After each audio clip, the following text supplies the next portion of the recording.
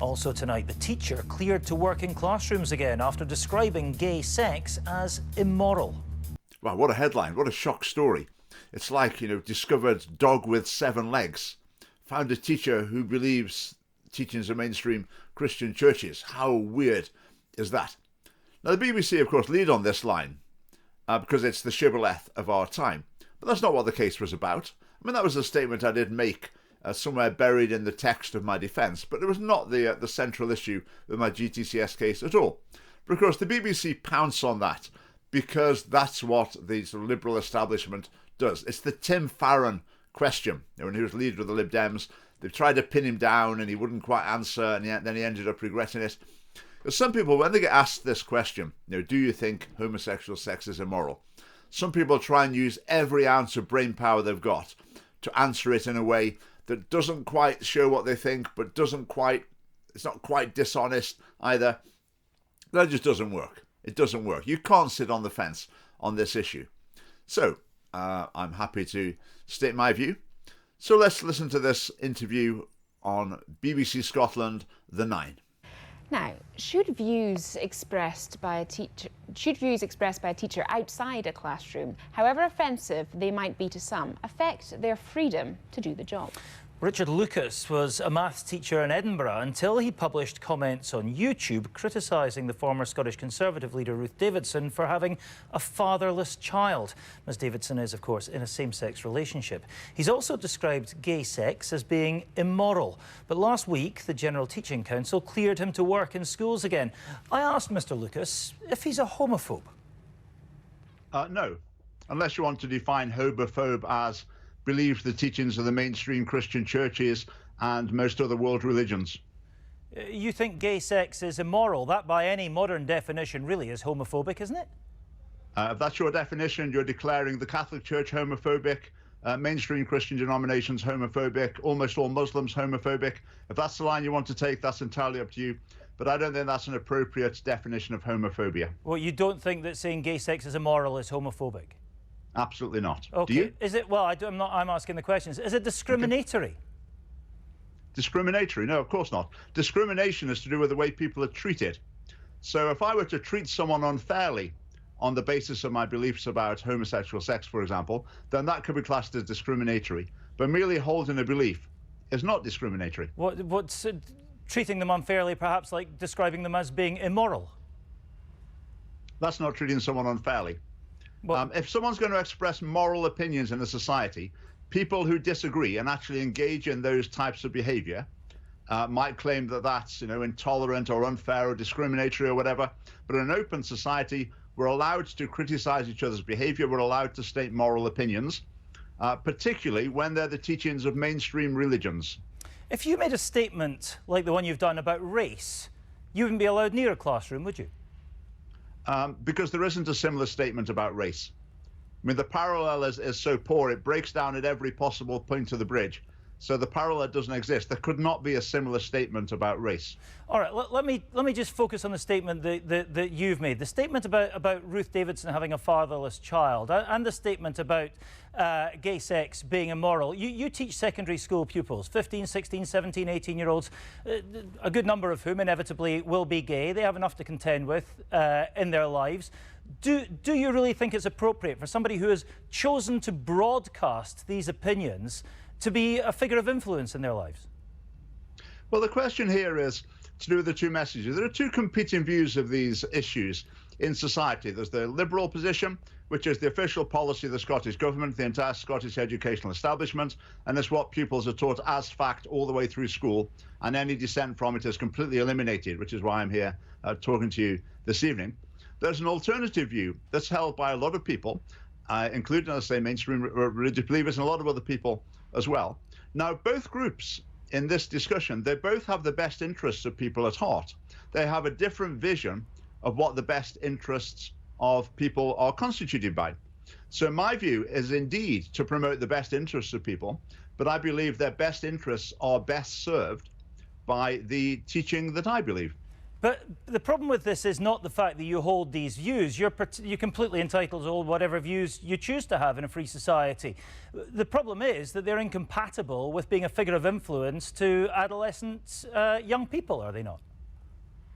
Okay, so you're saying anyone who believes the teachings of the Catholic Church or the other mainstream churches or Muslim beliefs, whatever, they're unfit to be a teacher. But Well, they can only be a broadcast teacher them. if they never say what they believe. You chose What sort of to society is that? broadcast what you must have known would have been controversial opinions.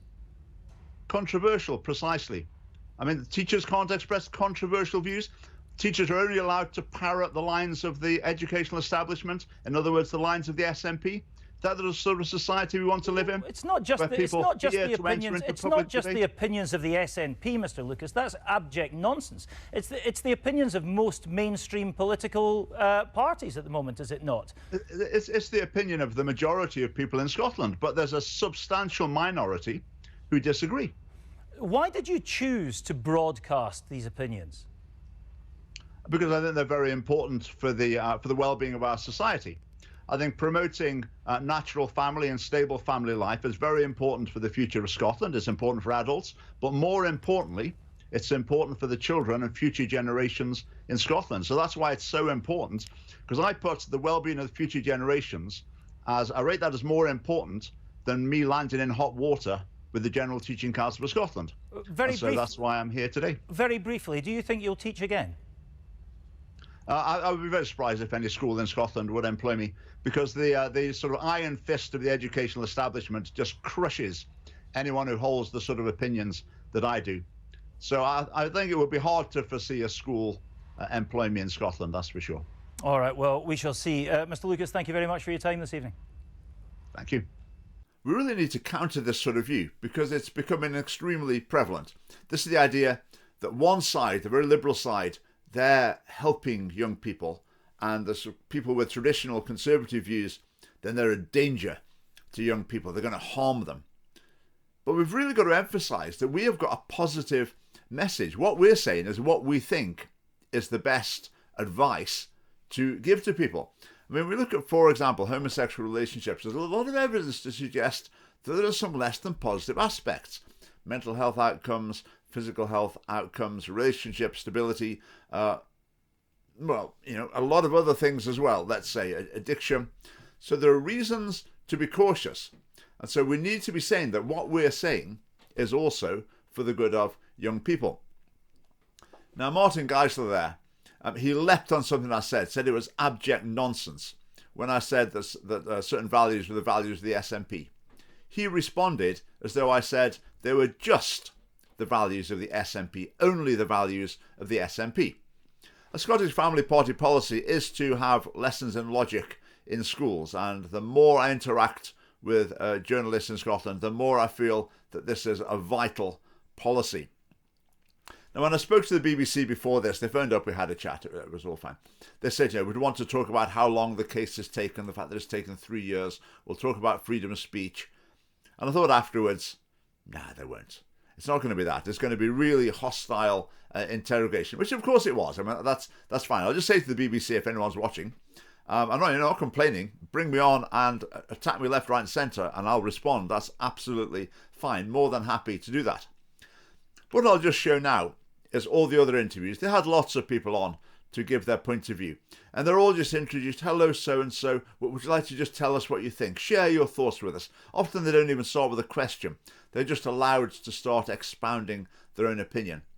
So I'll show you just a few examples of that. And you can contrast it with the way they were just at me from question 1. Just listen to these. Well, Lisa's been speaking to the Health Secretary, Jean Freeman, and asked if she accepted there were shortcomings in the government's planning for the pandemic. We had planned, as most other countries did.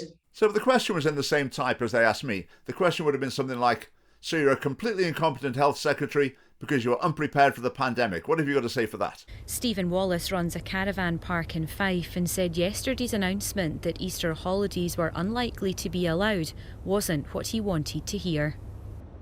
Quite a blow to us, if I'm going to be perfectly honest. For this one, if the question was in my style, the question could have been, so what you're saying is you'd rather see people die just so you could get your caravan park open and start making money again. I must say it's been all right for me. We're getting a lot of funeral work. Right, but the question was in the same style of mine. The question could have been, so tell us about the way you're profiteering about people dying from coronavirus. The aim is to find the smallest possible dose that will trigger an infection. We believe the risk on this trial is incredibly small. If this question was in the same style of mine, it could have been, well, the rest of us are trying to reduce coronavirus infections, and you're there injecting people with it, deliberately giving it to them. What have you got to say for yourself? The implicit message from the BBC is always the same. All the other people there are within the reasonable spectrum, so you treat them respectfully, just have a friendly chat with them. But then when it gets to me, they make it quite clear that I'm beyond the pale. And that's the way the BBC operates, and they're completely blind to the way they do that. I mean, just to say about the issue, I mean, they picked up on the line, homosexual sex is immoral. But that's not a Scottish Family Party policy. I mean, the closest our policy gets to that is saying, we defend freedom of speech. People should be free to express these views if they want to. And within, for example, sex education, we say that people should hear different perspectives and should be made aware of information, of statistics, to help them to make decisions in their own life. So there we have it, my appearance on the 9. Hope you find that interesting. So thanks for watching. Do join the Scottish Family Party. We're a political party. There's a link below. We need your support, particularly as we're going into the run-up to an election. Thanks for watching.